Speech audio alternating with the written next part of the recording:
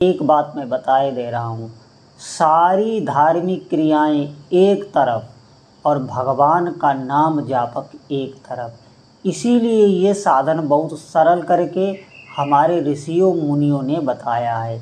ये उनके लिए है जिनको कुछ समझ में नहीं आता, जिनको ये पता नहीं है अध्यात्म क्या है, भगवान क्या है, ईश्वर क्या है, कैसे हम वैदिक कार्यों को करें, यज्ञ हवन आदि जो कुछ नहीं जिनसे हो रहा है, वो नाम जप आरंभ कर दें। उनके पितर भी तृप्त हो जाएंगे, सभी देवी देवता तृप्त हो जाएंगे।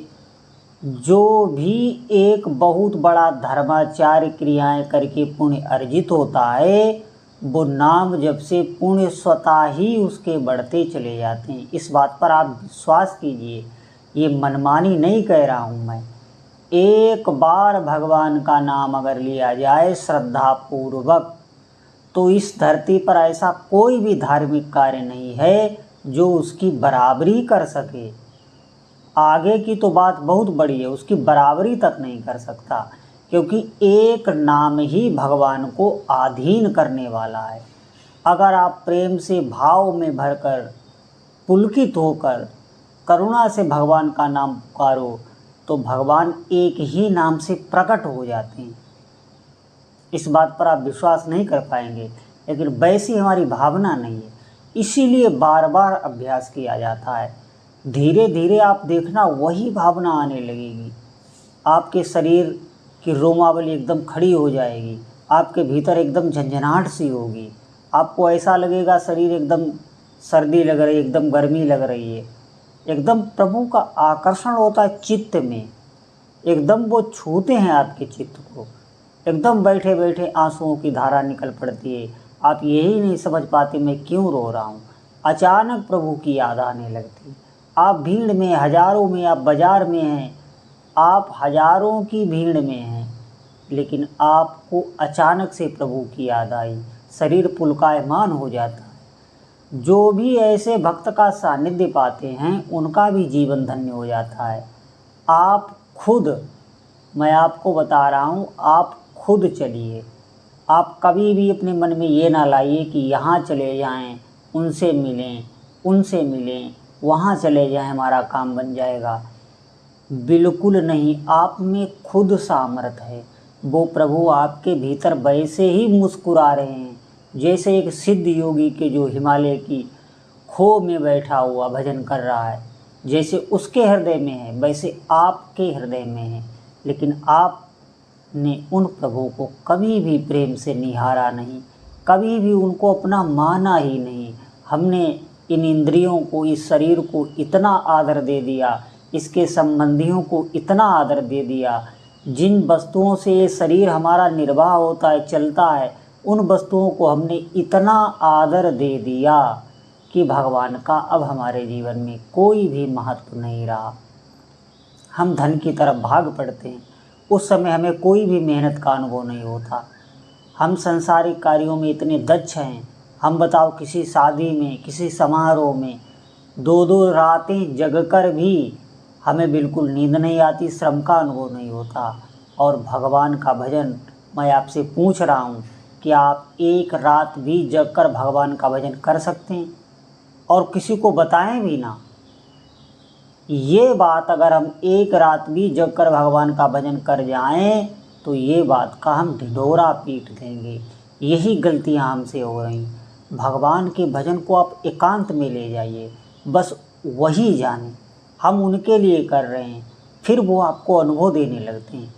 आप एक बात ये दिमाग में बैठा लीजिए कि मैं जो भी क्रिया कर रहा हूँ, भजन कर रहा हूँ, साधना कर रहा हूँ, भगवान के विग्रह की सेवा कर रहा हूँ, ये बात सिर्फ भगवान को ही पता लगे और किसी को ना लगे।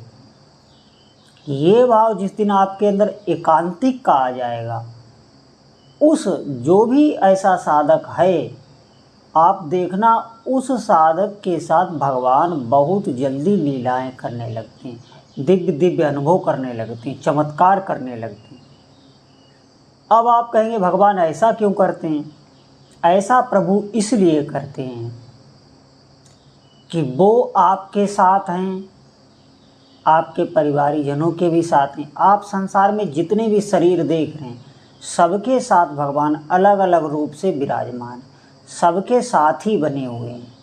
तो आपसे वो सिर्फ आपको ही चाहते हैं, वो भी एकांत में अकेले चाहते हैं। आप देखना, आप भजन मार्ग में बहुत साथ लेके नहीं चल सकते, आपको अकेला ही चलना पड़ेगा। ये बात आप गांठ बांध लें, आप अकेला ही चलना पड़ेगा, आप किसी को ना बताएं। फिर प्रभु आपका जो वो अकेलापन है, जो भीतर साधकों को लगता है कि मैं संसार से अलग रहा हूँ, मुझसे कोई बात नहीं कर रहा है, मैं बहुत अकेलापन महसूस कर रहा हूँ, इसी का भगवान हनन कर देते हैं। आप जंगल में भी चले जाएंगे, आपको ऐसा लगेगा कि मेरे साथ सब कुछ है, बिल्कुल अकेलापन का कोई भी अनुभव नहीं होता। आपको वो प्राप्त होगा जो इस संसार में विषयी भोगी जीव कभी भी नहीं प्राप्त कर सकते, ऐसी सानिध्य का अनुभव होगा। और आप एक बात और ध्यान देना, जब आप बिस्तर पर जाएंगे, जब आप स्वप्न में जाएंगे, जब आप सुसुप्ति में जाएंगे, तब भी वो आपके साथ होंगे। सुबह जब आप उठेंगे तो आपको अनुभव होगा कि मेरे सारे स्वप्न प्रभु के ही साथ हुए। बिल्कुल एक क्षण के लिए भी भगवान के वियोग का अनुभव होता नहीं है उस साधक को, जो अच्छी तरह से नाम जप करता है, जिसने अपना उद्देश्य ही बना लिया है कि प्रभु का भजन करना है। इसीलिए मैं बार बार इतना अनुमोदन कर रहा हूँ, प्रार्थना कर रहा हूँ, आप लगिए, सारे दुख आपके सिर्फ नाम जप से मिट जाएंगे। और जहाँ भी आप हैं, जैसे भी हैं, वहीं आप जपना आरंभ कर दीजिए। आज से ही आप ये संकल्प लीजिए, वहीं आप नाम जपना आरंभ कर दीजिए। आप जो चाहिए वो जीवन में प्राप्त होगा। लौकिक जितने भी भोग पदार्थ हैं, पारलौकिक जितने भी भोग पदार्थ हैं, ये पहली बात तो स्वतः आपके पास आने लगेंगे। इनकी इतनी बाहुल्यता हो जाएगी कि आपकी हे बुद्धि हो जाएगी। जब बड़ी वस्तु हाथ लगती है तब छोटी मोटी वस्तुओं की तरफ कौन देखता है?